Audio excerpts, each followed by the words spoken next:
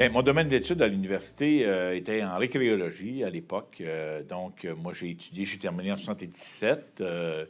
C'était pour moi une période excessivement enrichissante. C'était des moments magnifiques. Je dirais, cette cohorte-là était la cohorte, à mon avis, depuis le début du programme, la plus populeuse. On était, je me souviens d'ailleurs à l'initiation où les gens de deuxième année qui nous initiaient ont eu un peu une perte de contrôle parce qu'on avait pris un peu le contrôle de l'initiation. Ça commençait déjà à germer.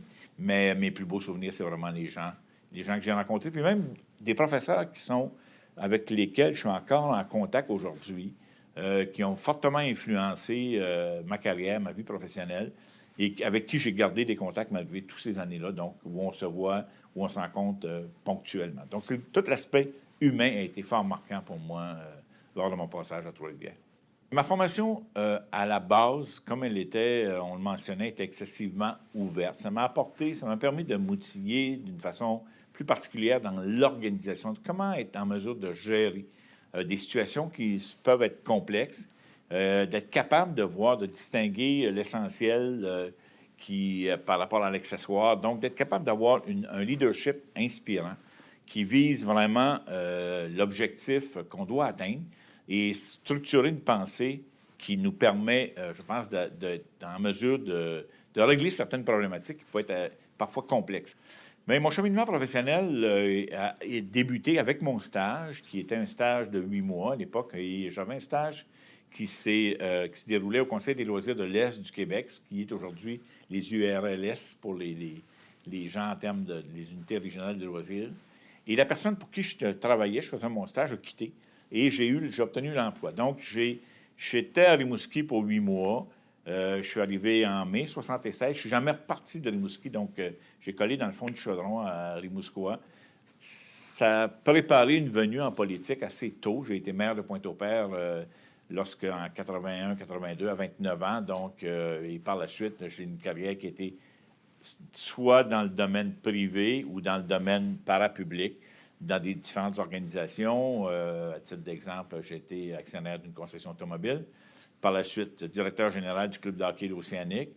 Et je me suis engagé, même si j'étais conseiller municipal à la ville de Rimouski, je me suis engagé comme maire à temps plein dès 2005. Donc, une carrière qui m'a porté à m'impliquer beaucoup au niveau provincial, assumer la fonction de président de l'Union des municipalités du Québec, de l'UMQ, de 2010 à 2013 et à 2014, c'est-à-dire. Et ça a influencé tout mon parcours.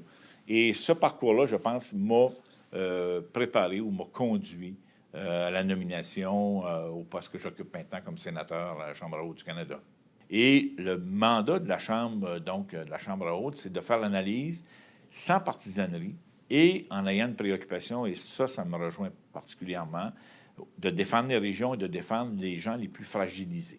Donc, le travail consiste d'une part, à siéger, de faire l'analyse des différentes lois, et également à s'impliquer parce qu'on pousse beaucoup plus loin l'analyse des projets de loi dans les différents comités. Et moi, je suis associé à 3 comités qui, pour moi, sont fort importants. Celui des finances, celui de pêche et océan et celui sur la modernisation du Sénat. Donc, un comité qui voit à réfléchir comment on peut faire de cette institution importante, comment on peut en faire aujourd'hui une institution moderne qui va assumer pleinement son rôle, sa mission, de faire cette analyse, cette deuxième lecture et cette analyse des lois sans partisanerie.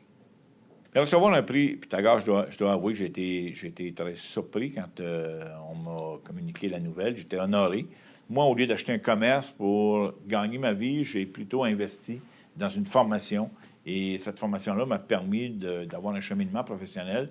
Parce que moi, j'ai toujours travaillé appuyé de gens qui m'ont fait confiance. J'ai toujours voulu, moi, entreprendre, évoluer dans un environnement et tenter de faire une différence positive dans le secteur où je travaillais. Et ce que je vous donne comme conseil, soyez toujours en harmonie avec les valeurs que vous portez, les valeurs qui vous sont chères, et à cette condition-là, il est clair que vous ne ferez jamais fausse route dans votre carrière professionnelle.